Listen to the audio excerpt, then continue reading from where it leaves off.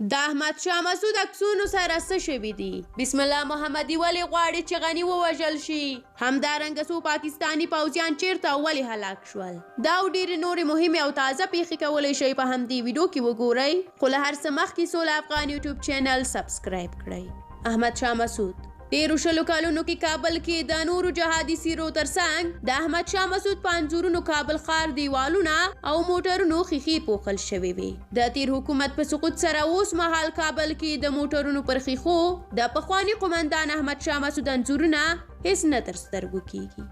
ملګري ملتونه د ملګرو ملتونو عمومي منشي انتوني ګوتریش په خپلو تازه او څرګندونو کې ویلي دي چې افغانستان له بشري ناورین سره مخ دی او د نړیوالو مسؤلیت دی چې د دغه ناورین د پراختیا مخه ونیسي.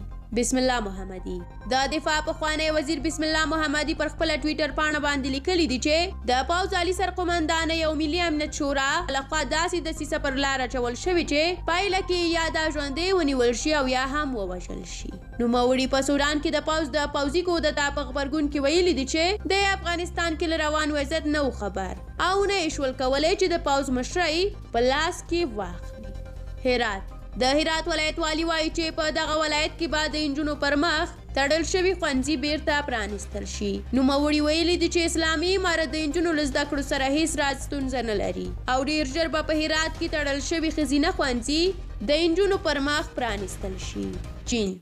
چین وایي نړۍ د افغانستان یو اړخیز تحریم ته د پای ټکی کیږدي. د چین د بهرنیو چارو وزیر وانګي په یونما کې د خبرو پر مهال ویلي دي چې افغانستان له لوږې او بېوزلۍ سره مخ کېدونکی دی. نو نړیوالو ته پکار ده چې د دغه هیواد یو اړخیز تحریم ته د پای ټکی کیږدي. او د پای خبر هم در سره دا شریکوم چې د ډیورن فرضي کرښې ته څیرمه د پاکستان د FC ځواک پر عسکرو د نامعلومو وسلوالو برید کې 2 پاکستاني عسکر وژل شوي او 2 نور سخت ټپیان شوي دي.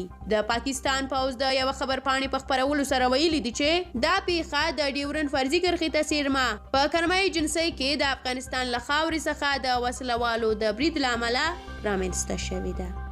ستاسو له ملتیا ډیره زیاته مننه چې دا لنډ او تازه خبرونه مو تر اخره ولیدل. تاسو کولی شئ زموږ د راتلونکو ویډیوګانو لپاره یوټیوب چینل مو سبسکرایب کړئ او پخوانیو ویډیوګانو ته مو هم یو چکر ووهئ او تر پایه وګورئ. تر بلې ویډیو ښه وخت ولرئ. د خدای پامان.